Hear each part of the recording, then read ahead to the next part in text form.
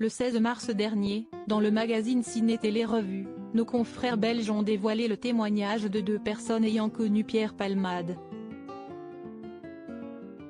Mathieu et Stéphane, prénoms fictifs qui leur ont été attribués, ont ainsi vu le comédien lorsqu'il consommait de la cocaïne, dès le début de sa carrière. Pour l'un d'eux, celui qui a provoqué un grave accident de la route en février s'est souvent retrouvé dans des états lamentables à cause de la drogue, mais a toujours su trouver un certain équilibre grâce au théâtre. Le lendemain, de ses excès, je ne vais pas dire qu'il était frais, mais il pouvait travailler. Ce qui l'a toujours sauvé, c'est qu'il n'a jamais raté un rendez-vous sur scène, même si parfois c'était limite, a assuré Stéphane, estimant que Pierre Palmade sauvait les apparences.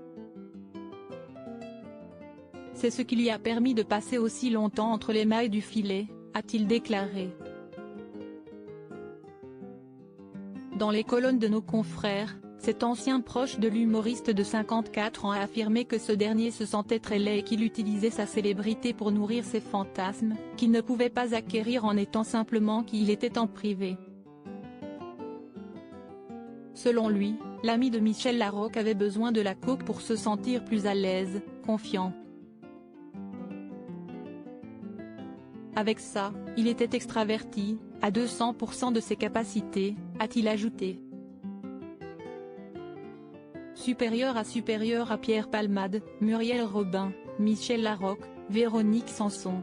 Les femmes de sa vie de fête de 72 heures rendues possibles grâce à l'addiction, mais il y avait bien évidemment un revers de médaille avec cette situation, à savoir les redescentes difficiles.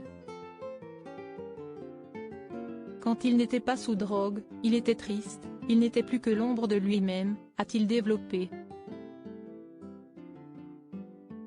Des fêtes qu'on a passées ensemble durant des nuits, j'en rirais encore s'il n'y avait pas eu le drame que l'on connaît aujourd'hui, a ajouté l'interlocuteur de Ciné Télé Revue.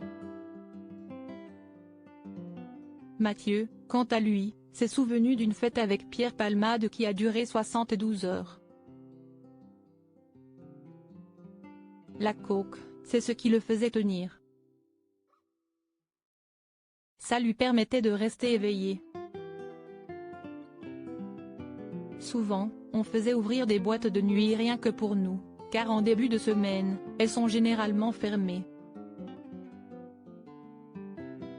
On se retrouvait à 10 dans un dancing, a-t-il lancé, en se remémorant aussi l'ancienne difficulté de l'humoriste à assumer son homosexualité. Article écrit avec la collaboration de 6 médias Crédit Photo, Coadic Y.